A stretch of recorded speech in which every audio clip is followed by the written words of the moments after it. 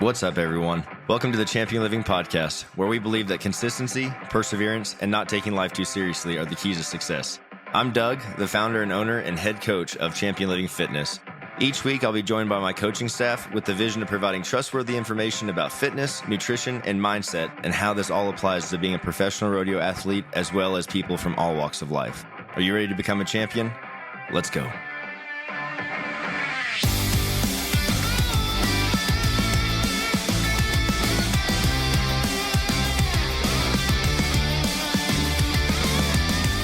That was by far the best optimal performance academy I think we've ever done, and I know we say that every time, but that's a good thing. But it's true every time. Yeah, I think that's a good thing that it's getting better every time. It's something different is better each time, right? Like the first few, we were really trying to find our stride as coaches, like all the information that we'd put in this book.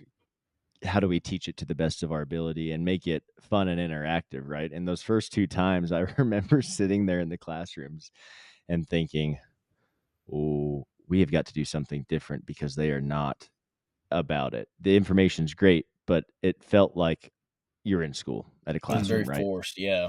Yes. Yep. And I feel that the evolution over these last 5 schools since the first one, we've seen big changes in the participation rates of the athletes that are there. And this school in particular, unfortunately, I was not there for the majority of the classroom, but to hear your guys' responses to how you felt it was going was really exciting to me, because usually just the way they took notes blew my mind. We're halfway into the first class session and the pages of notes were like already full. I'm like, dang, this is different. They were also the most advanced group as a whole that we've ever had at one of these. And originally when we started this, that was the whole point, was to have a place where guys that were needing development help, right? It's not that initial getting on and learning how to do this, but they've been on horses, but they need that next level. They need to fit the steps to that next level. And the next level is freaking hard in this sport. After you get first through the base of, all right, I'm staying on and I'm making the pickup man. There's a lot of things that have to happen to hit that next stride. And so watching these guys so invested in themselves, man, that's why they showed up, right? Was to learn. And I walked in at the last class period and I just walked around the class as I was walking in and I was looking at their notes, because it's funny that you just mentioned that. And I'm talking about, it was the entering portion of PRCA Rodeo. Granted, I would hope that would probably be the biggest note section that they're taking, because it's the most applicable right now. And it's one of those hidden things that if you don't learn about it from these guys, it's going to take you a long time to figure out by yourself. And pages of notes, dude, and well-organized notes at that. I was looking at this and I'm like, dude, these kids they're about it, and they were ready to succeed. And we saw that all weekend. I'm going to let you guys talk about it in depth here, because again, I was at the Hondo Rodeo, and we'll get into that here after we talk about OPA, but that was another really cool event. But I want to hear about your guys' views and how you felt that it went. Well, I think that we just wanted to, as you've alluded to, it was better, it was good, it was different. And what we've experienced, I think, at a lot of our OPAs so far has been this: everybody's sizing each other up, right? Like you're all like looking at each other's belt buckles, like who's better than who, like who's the cream of the crop. And so everybody is a little too cool for school for the first day or two. And so they're quiet and they're reserved. Nobody wants to say anything stupid. And we started the day one, in athletic wear. There was no belt buckles even present. Like, we're in athletic wear, and we got them in, and we pretty well just welcomed them. And then we went right into activity, and we played a game. And that game got them all like competing, interacting, engaging. So that when we got done with that and we went to our first classroom session, it was almost like lunging the horse. You know what I'm saying? Before you saddle it. It was almost like we lunged the energy out of them. We got them where they were ready to soak in what we were about to teach them. And I think that for me was one of the biggest differences between this one and ones in the past, is just whether it was because they were all more advanced, or whether that had a role to play, or maybe a little bit of both, but they were engaged and taking notes from moment one of the classroom sessions and asking questions and talking to each other. And I think that played a huge role. Yeah, I would agree. I like the lunging the horse analogy. I think that's probably pretty well perfect. You get the piss and vinegar out of them first, and then they're ready to engage and learn. But yeah, that was fun. That was a really fun part, and I think it was we were literally put that part together last minute. Like we just went to the sporting goods store like the night before, and I was like, what can we do? Is there anything we can do? But it worked out really good. They received it really well, and then I really enjoyed just the camaraderie seemed to happen really fast. And I think part of that had to do with where they were. And so they got some extra just time to be dudes together. And I think that really helped a lot too. But yeah, as far as the athleticism, they were the most advanced athletic wise. They were the most advanced, probably rodeo wise as well, like experience level. Something that was really interesting is I probably talked to maybe 5 different guys one-on-one at different periods throughout the week, and they had all known that this was something that they needed to do for the last couple of years. They had friends that came before, and they're like, man, they like really took off after they went to that deal. What's going on there? So it was almost like they had a little bit of FOMO. Like they had to get inside to see what it was all about. And by the end of it, man, from the instructors to the students, I don't know how many times I heard the words, "This is the best school I've ever been to." Like Tim, Cade, like NFR qualifiers as instructors said that. I think every single student said that as well, and it was pretty wild. One thing I want to highlight, one diamond in the rough. I'd say diamond in the rough. It's not really diamond in the rough, but one thing that I did not anticipate being such a highlight, and I bet I heard from 6 or 7 people that this was their favorite part of the whole thing, was Paul took them through a guided visualization, like a meditation session together. And it was like 30 minutes long. And I had multiple people, number one, tell me that was their favorite part of OPA and one of the most practical things that they can take away. Number two, I had the majority of them said that they had been visualizing, but they hadn't been visualizing correctly, or at least not like that. They had not been putting in the effort like that to their visualization. And it really, they felt like it unlocked another door for them. So I thought that was, man, I thought it was huge. Paul was he was like, man, what was it?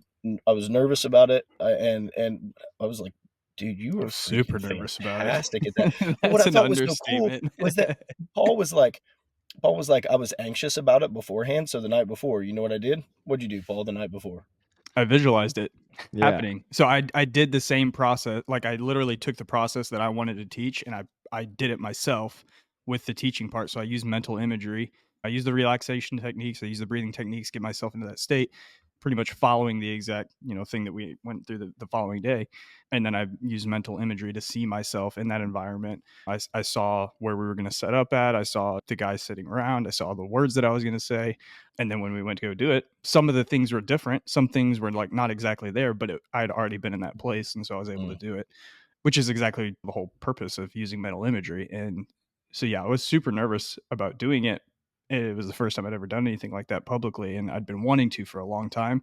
So it was nice to have kind of a good guinea pig group there, and I was really thankful for the good feedback. Smashed. Really cool, man. Really cool. I heard that multiple times from people as well. And when we coach things, and not speaking for other coaches, but personally, we all try the things that we're coaching to make sure they work. And so you're not just showing up to this development camp and we're throwing tools at you essentially that we've never used or never tried. That's not going to happen. There's a lot of trial and error that goes into this. And yeah, they may have been the guinea pig group, but you've been doing this mental visualization for like 10 years probably. Yeah, exactly. It's not the first time I've done it, and that's probably why it went so well. Is I've been through that process time and time again. Absolutely, man. That's awesome. That was a new part of the camp this year, or this time, was we added that in. We hadn't done that before, and big a lot of praise coming from the athletes and students that were there. So that's awesome, dude. I'm sad that I missed that, but super cool. And another cool thing, you mentioned some of the coaches that we haven't talked about. Did you have something, Logan? No. Good. Keep going. Okay. Keep going. We brought in a handful of new coaches this time to make sure that we had more one-on-one time for the athletes and just more hands there to help. But the additions were so good. And the bareback riding, we brought in Tim O'Connell, 3-time world champion, Cade Saunier. Has Cade just made the NFR one time? I think just Or is it? just last year. He's going to Okay, for but sure be also back. just really cracked out in the PRCA a couple of years ago. So Yeah. 2 highly calibered athletes in the arena, and to have them there along with Caleb, and that's just the bareback riding side, and Logan and myself was, man, it was cool. They were so perfect for the job, and Tim's energy level you cannot match, dude. He has I've said it first time I saw him, but I'm like, that dude has some Chris Harris in him. He will get you fired up to run off the top of a building with no parachute, and you'll be excited to do it.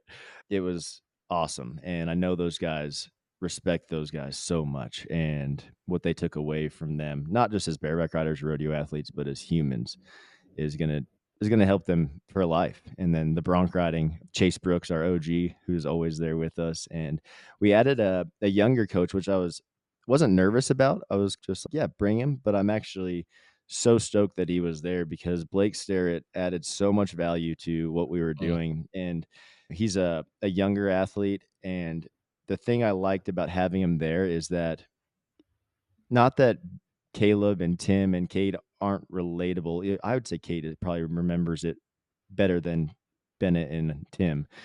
But you've been riding that long. It's tough to remember some of the hardships you're going through when you were younger, right? And Blake and Cade, that's fresh on their mind. And so they could really relate to them at the right here, right now level, rather than the 2 years down the road level. And I feel like the guys took so much away from being able to talk with them and learn from them. And it's just a cool dynamic change and also addition to what we were doing. And again, the instruction, the progress that was made in the arena was the best we've ever seen again. Mhm. And that, tying that in, I think the livestock, as always, helped out with that. But we did something a little bit different this time, which I'm not going to lie, I had butterflies in my stomach the entire time till we got through the first couple of them. But we had, shout out to Brandon for Christ Cowboy Church in Huntsville, Texas. Bubba Miller has always supported us when we've been down there and sent us all the horses that we could use.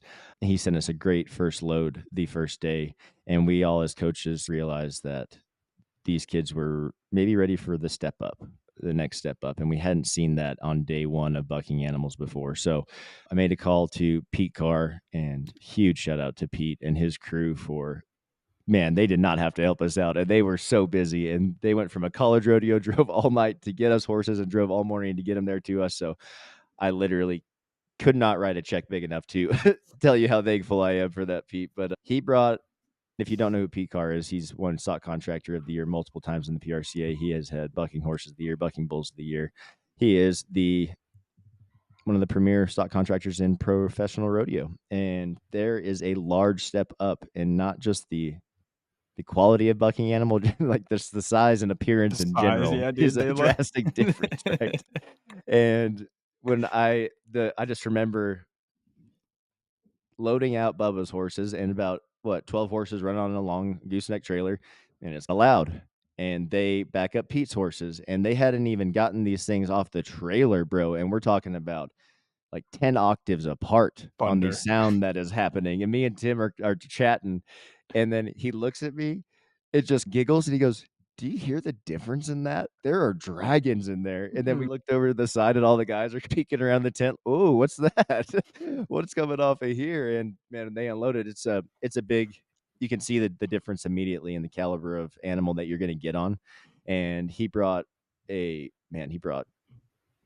great handful of very talented young bucking horses to us, and it was exactly what the guys needed. And sometimes you need the right livestock to make the athlete rise to that next level, right? It has to be the correct, like, how do you explain it? They need to buck hard and not buck crazy, right? They don't need to be a balloon, blowing up balloon and letting it go. They had power, they had strength, and but they're just not quite enough to stun them, right? Stun the rider.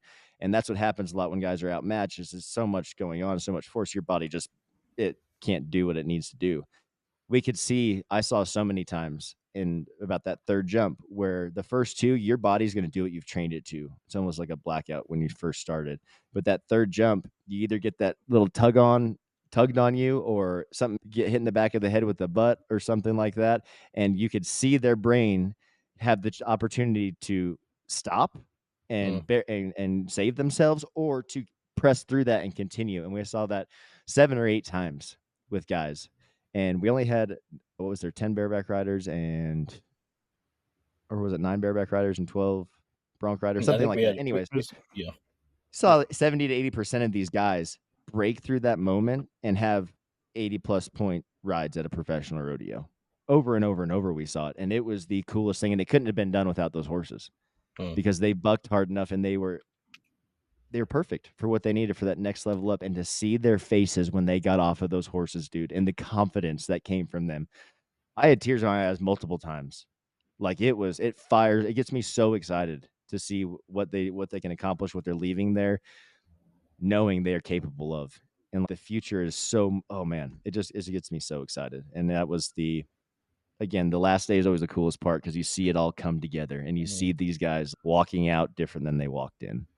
Just literally the way they walk, the confidence level, like big shoulders are bigger, chest is higher, head's higher for sure. Like, it's awesome. Coolest thing ever. Like I said, we'll do these schools till we can't no more. But before we move on from OPA, I had a little bit of a realization, or a good way to put it. I was talking with Lane Rowland, who came, and I had doubts about some of the guys that were coming because of how advanced they were, and a little bit of their belief in what we do, right? They're already pro rodeoing, going to circuit finals. They're doing things. They're exactly who we designed OPA for. And I had a great talk with him in which he admitted how much OPA changed things for him. And I told him, OPA is really for the guys in the trough. The trough is what I call it. When you get started, man, you rise pretty quickly. And you get to this level where you're qualifying for circuit finals. You might even be a circuit contender. Like, things are going really well, but you're not good enough to get to the NFR, right? It's the trough in between you getting started and getting to the spot. And this year we had guys, the majority of our guys were in that trough. They were circuit finals quality guys. They've been to circuit finals before. They weren't quite where they needed to be able to make a run at the NFR. And it was like, that's who it's for. And so if you're listening to this and you're like, a rodeo school, because that's what Lane said. He said a rodeo school, not going to a rodeo school. It's either not a rodeo school at all, or it is the rodeo school. I don't care which way you think about it, but it's what gets guys out of the trough and gets them on their way to the NFR. And it was, anyway, it was so cool to see the vision that we had 3 years ago, sitting at Doug's kitchen table, like, of this like school for elite level guys, to give them the resources. And it was like, oh, it's happening. Like, this is it. So anyway, super cool. Yeah. I think we've known pretty much since the first one, the amount of planning and everything from that moment in the kitchen until the end of the first one. I think we knew what we had, but it really hit me when we walked in on day one and there were 6 familiar faces that had been back, and I was like, holy crap, dude! Like, we gave them all we had, and they came back for more. And that was very surreal to be able to create repeat customers, large investment, high value school like that. That was just, it's hard to put in words. Yeah, guys coming back for 2 times. There was someone there had been there. This was his third time. Yeah. And so to see that, it just shows me that the value is there, that this is, if you come, you'll never want to leave, kind of thing. Like, there's so much there that you can take away each time. And a lot of it is just the camaraderie and what you're surrounding yourself with, the caliber of people that you're around for those amount of days. It changes how you look at the world. And when you're surrounded by winners, you want to be a winner, and you want to do the things that make you win and flip it. And the same thing, if you're surrounded by people that are not winning, that are losing, it's going to be a hell of a lot easier to lose than it is going to be to win. And so getting around that for those guys that have been multiple times, I think a big part of it is coming to be a part of that environment and that energy and refire them up for whatever their goals are for this year, rekindle that flame, because everyone gets a little burnout, everyone gets a little discouraged. But when you can have a group of people that come together and hold each other accountable and grow together, yeah, sky's the limit. That stuff is priceless. The price tag on it far exceeds the value that they're getting, and that showed over and over from these people coming back multiple times. And also, is a cool thing talking about the first school. There were kids at this school. They aren't kids. They're adults. They're But men. Yeah. yeah, there were guys at this school that were there because the results they've seen from our students from the first school. Mhm. And Darian Johnson and Sage Allen, big shout out to you boys. You are a big advocate for what we do, and thank you for coming to our first school and trusting us. And we were talking about we had a ride that happened. I was like, that might have been the rankest ride that's ever happened in OPA. And we were quickly reminded of Darian's ride on the gray horse. And that was probably one of the rankest things that we've ever seen happen at an OPA. So I just want to shout out to those guys. They have, what was that, 2 years ago? Yeah. 2 years Two ago, years exactly. ago. And these guys are entered in every rodeo there is. They're competing with the top dogs. They're at circuit finals. They're not just at circuit finals. They are making a lot of money at circuit finals and doing well. So we had a handful of guys that knew those boys and came because of the progress that they had seen them have over the last couple of years. And I also think that's such an important thing. 2 years ago they came to this school. And now look at where they are. This isn't a tomorrow thing or a next month thing, probably. It's a 2 years of consistent work and taking the things you learned and repeating them that gets you to the places you want to be. And those guys have taken that to heart. And they've also had incredible role models throughout that. I think they both went to CSI, had Kelly Wardell as their coach and mentor, and that dude just raises winners. If you go to his program, you're going to win, whatever it is in life. So it was cool, man. I never want to leave when we're there. Like I hate when they're over. This time especially was shorter for me, so I feel like it went so fast. And when I left, I had to leave in a hurry to get to the plane, but I was like, no, I don't want to leave yet. I want to hang out. But it was great. And thank you guys for, man, your guys' hard work and everything you did to make it happen. It was awesome. They're always a good time. I'm ready for the next one. Yeah. Me I leave too. there so energized. Just Fired up.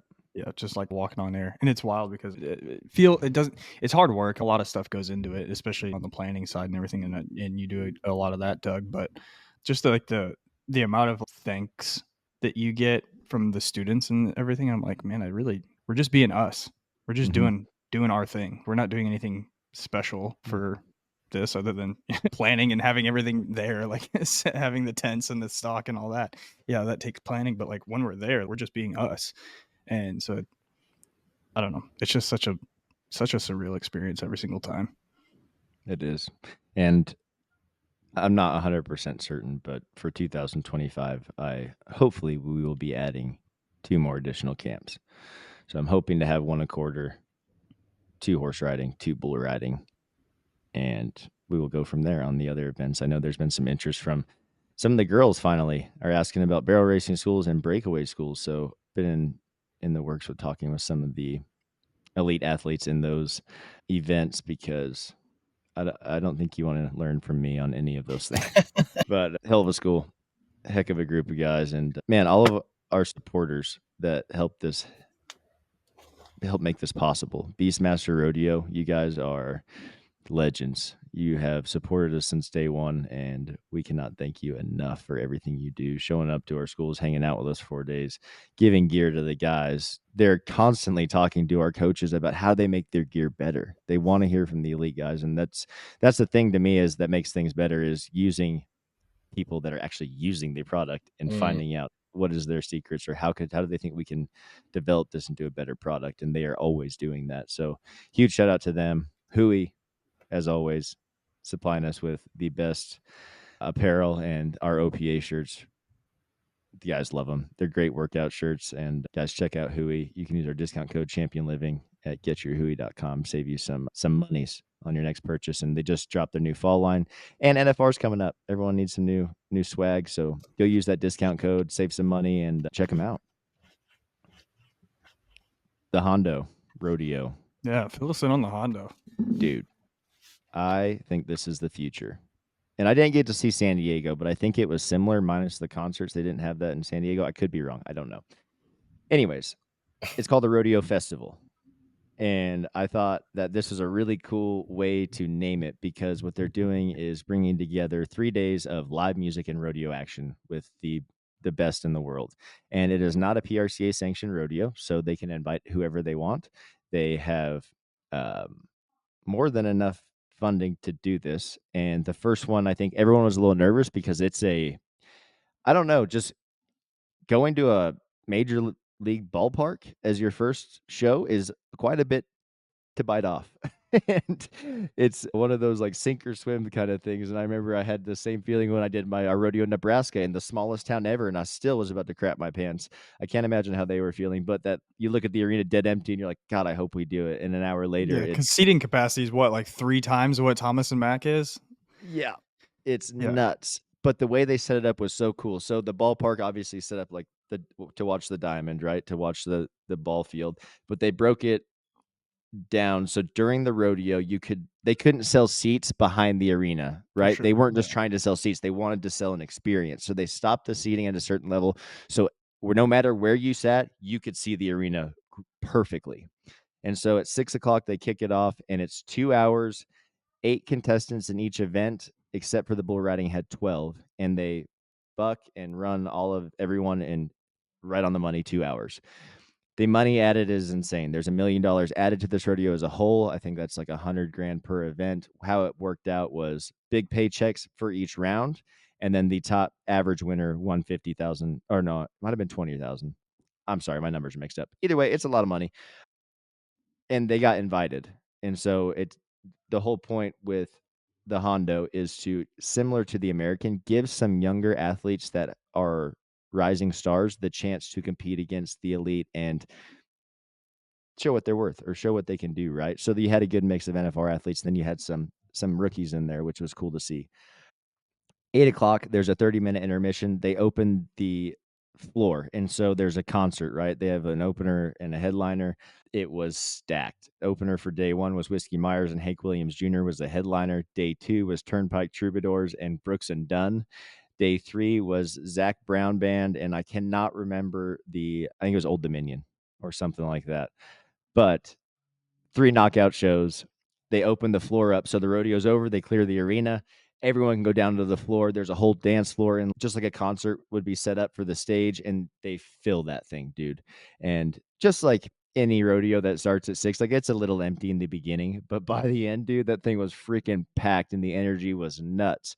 It was so cool to see, and we all know the guys personally that are producing this, and to see that the number one thing that they are thinking about is, yes, a successful event, but it's the guys and the girls, the athletes that are there. They wanted to make this a professional event for them, that they could highlight their expertise and their talents and bring together people that don't always get to see rodeo. And what I love about this is that you're in the middle of Phoenix, Arizona.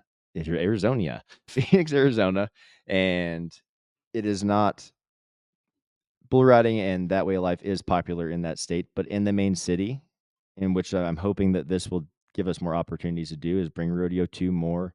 Is urban the right area, or is that the right term? Yeah. Or Yeah, it's I'd not say so. rural.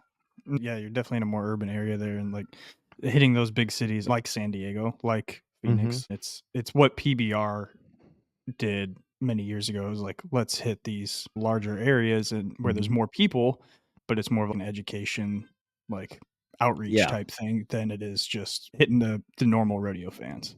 Yep, and I think it's so important for today's world because there's a lot of controversy around rodeo, and especially in cities like San Diego, like Phoenix. It's so great to be able to show what we are actually about and what actually happens, and just the environment alone, I think, is contagious for most people that go. And so I think this will give us more opportunities as a sport to show what we're really about and to spread the good word about rodeo. It's exciting, and it was cool to see him pack the house. It was cool to see the whole event, and to get to be there was awesome. And I thank Brad Hughes over at Tough Draw Sports those guys worked their butt off to get this done, and extremely proud of them and stoked and proud to be a part of their team. But Hondo Rodeo is here to stay for sure, I think, and I think that we're going to be seeing them in more cities, which will be great. Mm-hmm. You know what it reminded me of, and it does obviously being the first year, it doesn't have quite like the history or the notoriety maybe, but it reminded me of a Barretos type thing. Like I feel like that's what it could eventually grow into, is like a long festival where it's like there's multiple aspects of it. Like you're not just coming for just the rodeo or just the music or whatever. Like you're coming for the full immersive experience. Mm-hmm. I think that was a great analogy for that. That's right on. Maybe that's maybe that's setting the standard a little high. That's the feeling I got just from watching the social media recap. Yeah, for sure. It's an interesting time for professional rodeo athletes. Like I think we're right here on the cusp of, there's already some big things happening, but we're right here on the cusp. Contestants by and large are not happy. Mm-hmm. And they have no options.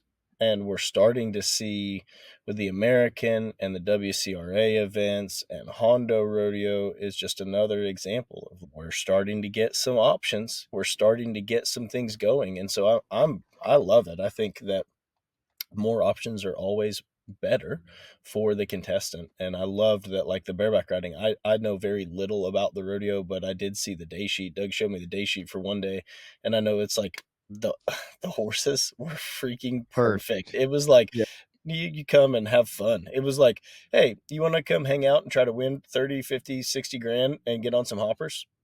Yeah, I would like to do that. Cool. All right, we'll see you there. What? You just come and hang out with the boys and get on some nice ones. And so they're setting it up for the contestants, like you said. And I think that is becoming more and more prevalent and more of a priority with contestants. Hey, we want something that is actually going to benefit us and is going to be for us. So I'm excited to see what the future holds for professional rodeo. Yeah, the same could be said about the bull riding. Like it wasn't a bull bucking contest. It was a riding contest. 1,000%. You had to bring your riding breeches to show your stuff off. And yeah, John Crimber was super impressive. All the rides that I saw were really impressive because there were bulls that they could have fun on and they could show their stuff and really showcase what they're capable of. That little shit takes a very tight rope just for reference. He asked me to pull his rope, which I was like, hell yeah. Absolutely, I'll help you out. I pulled him once. Something happened. Oh, there was a challenge. They can challenge if they get called for a slap or something. So they don't do that in the PRCA. PBR, they do the challenge button. So something happened. I forgot who it was, but he did slap the piss out of his bull. Anyways, pulled them. They were John was about to nod his head and they stopped it and had to go back to the review. And so I had to pull him again. And I was like, holy smokes, dude, I'm going to have a hernia after this. But it was cool to see. And Jess Lockwood cracked back out. I hadn't seen him in a long time. It was great to catch up with him and watch him do what Jess does, man. Like his energy is contagious too. It really is. And he went out, I think he was the second one to get bucked on that side of deliveries that we were on. And he strapped this thing and it was everyone strapped after that. Like it was contagious. It was a great bull ride. So cool to see him back rocking and rolling. And the event as a whole, I think, was a huge win. And I'm excited for the future of the more events like that. And like Logan said, I think guys are frustrated with where the sport is headed in some ways. In some ways, it's incredible. The money has never been better, right? The NFR this year is what, 39 grand around to win? Something like that. It's 30 something a grand and around, and I think around 80 something for the average. So a lot more money than has ever been, which is exciting. But I think with that, we have got to see some evolution in the sport and how it is being produced at a macro level. Exactly. And what? I said, and managed. Yeah, that's exactly right. It's headed in the right direction, and guys are serious about it. The contestants have a business. So many of them are not the good old boys, right? They've got it's a business for them, and so like you said, I'm excited for the future. I think big things are on the horizon. They are, man. They are. Which brings me into another big thing, Vegas. Hey, we're like, what? 3 weeks? 3 weeks away from Las Vegas. I know we've been announcing it, but so fired up for this finals and for us to be at the Westgate Hotel and Casino doing our podcast, doing this live, not in the parking lot. So funny. But Did you guys? This is a funny image of the evolution. Do you remember a few years ago when I think it was like the CMA Awards or something when Sturgill Simpson was busking outside the arena because he didn't get invited in? I feel like that's our journey. Like we'll busk That was our outside the journey. building until we get You'll let us in eventually. I'll keep knocking. I'm a persistent dude. All right. Just ask any of these people who haven't given us any help. Man, they might not help us, but son of a bitch, I will call them until they will. Oh man. Oh, that's it, dude. Like I think about when was last year the first year we ever tried to do podcasts in Vegas, or did we try the year before? Well, we did the year before, but we didn't, to my recollection, we didn't really try to do. That's right. I remember. We it was podcasted at the your Signature room. We had Caleb on one day. We podcast, but last year was the first year we were like, we should take the show on the road. Yep. And so we had a low level setup last year. Tucked in a corner. Yeah, I think low level is a pretty good description. The first day we were in the announcer stand, and all 7 people that came to watch us were 150 feet away, and they're like, we were yards, on not even feet. They were so far away. Yeah, it was like a football field away, and they're waving, and we're trying to wave. And then we didn't have access to it the rest of the time. We only had it for one day, and it was just it was way better after we moved, though, being in because everybody could sit and hang out, and so all 7 of them. Yeah, all 7 of them. But now you can sit and order drinks. So yeah, you can sit and order drinks. You can order food. We'll be at the Westgate, like I said, Hotel and Casino at their iBar. Walk in the lobby, big Christmas tree. Just look to the right, and that's where we'll be. 10 a.m. every morning. We have already got a full lineup of guests. It's gonna be the Westgate is such a good time. I wasn't really familiar with that place until last year when we went over there and for Skip Ransom's watch party, and it is by far, I've been to dozens of watch parties at dozens of different casinos and hotels around Vegas. Westgate is by far my favorite.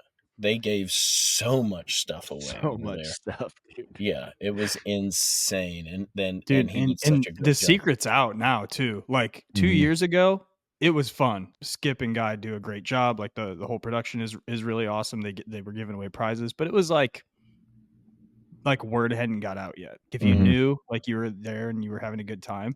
Last year though, like you got to get there early. Like you ain't getting a seat if you're not there half hour to an hour early. Like you gotta really be on the ball. And so this year it's gonna be, I'm assuming it's gonna do it again. Make plans to be there, because if you're gonna try and wing it, you're gonna be standing. Yep. It's so much fun. And we'll be there at all the watch parties and a part of everything. So you can find us at the Westgate pretty much every time of day, unless we're at different appearances. But we'll be there. If you're staying there, find us, chat with us. We'd love to hang out and get to know all of you guys that are supporting us. But our guest list, Thursday, day 1, just us for right now. I wanted to do an intro, just what we do. Friday, we got Chase Dougherty. Chase has been a longtime client of mine. He has been on a heater this year in the Blue Ride. And Saturday, we have Stetson Jorgensen, incredible steer wrestler, was in the run for a world title. Last time he was here, had a year off, and is back with vengeance. Sunday, the 8th, we've got Caleb Bennett, our very own Caleb Bennett. Monday, the 9th, Richmond champion. Tuesday, Josh Frost. Wednesday, we have Paige champion talking all about mindset and the mental preparation the athletes go through. Thursday, we have John Franzen from Powder River Rodeo Company. I wanted to give everyone a insight into what stock contractors do and how their life works, and how being physically fit helps not just the athletes but the contractors as well. Friday the 13th. Oh, that's fun. Jordan Hollabaugh, previously Fabrizio, will hopefully be with us if she's still in town, and she'll be splitting that day with Sloan Brown. And Sloan is part of Turtlebox Audio, and I wanted to give people an insight of the sponsorships, why companies want to be involved in rodeo, that were not originally created for rodeo, right? Turtle Box Audio is an indestructible speaker you can take anywhere with you. You can drop it in the river. Me and Richie use it on our boats all the time, use it in the gym. It's incredible sound, and they're indestructible, which is really good for people like all of us that are hard on everything that we have. But Sloan's going to be on with us, and then the last day we are wrapping it up with the one and only Skip Ransom. What a Chat lineup. about. Yep, it's going to be awesome. And again, we may be adding some people and having 2 people on a day, but for now, that is where we're at. We got previous world champions. I think there's a couple that could be world champions this year in that lineup. Yeah. And it's going to be awesome to hear from them. And hopefully everyone there will enjoy it and take away from it. And our whole purpose with this is just to bring more information to everyone out there and let you see every side of rodeo, because there's a whole lot more than just competing at the arena. But I am fired up for Vegas. I can't wait to be there. Yeah, it's gonna be here before we know it. Like Doug said, we'll be there. So I've got a ton of clients that are going to be at the junior NFR and stuff, and so it'd be a great opportunity for get together, come by the Westgate, get a workout in. Yeah. We will be setting up shop there. It's going to be awesome. It will. Real quick, just want to thank one of our other sponsors, Rodeo Now app. They are changing the game when it comes to, tracking livestock, tracking rides. Download the app. It's free for athletes and fans, and you guys can all have access to it's a bankroll, a library, if you will, of rides, runs. If you're into stock contracting, you can buy bulls, you can buy horses there. It's for the athlete and the fan to see that other side, the deeper side of rodeo. So check out Rodeo Now app. It's free to download, make an account, and let us know what you think of it. But until next time, we'll catch you guys later. Y'all, if you're having trouble sleeping or you've got really achy muscles, Power Pro CBD has teamed up with us to bring you their tinctures and their warming lotions. Guys, these have been a crucial part of my nightly routine. Y'all can check them out at PowerPro, PWRPro.com. Use our discount code ChampionLiving, all one word, to save you a good chunk of discount. If you want to learn more about our coaches and program options, make sure to swing over to our website at www.championlivingfitness.com. You can fill out the Become an Athlete form to set up your free consultation and have all your questions answered by a coach.